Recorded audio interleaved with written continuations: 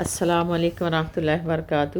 جیسا کہ کل ہم نے پڑھا کہ صفا پہاڑی پر کھڑے ہو کر قبلہ رخ ہو کر دعا کرتے ہیں، تو اسی طرح ہم جب مروہ پہاڑی کی طرف آتے ہیں تو تب بھی ہمیں یہ دعا کرنی ہوتی ہے۔ کیا ہے دعا؟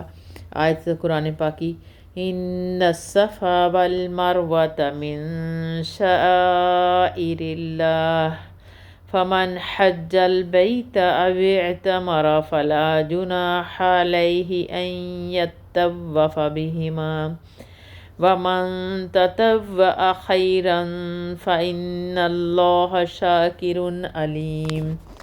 صفا اور مروہ اللہ کی نشانیوں میں سے ہے، اس لیے بیت اللہ کا حج و عمرہ کرنے پر ان کا طواف کر لینے میں بھی کوئی گناہ نہیں، اور اپنی خوشی سے کرنے والوں کا اللہ قدردان ہے اور انہیں خوب جاننے والا ہے۔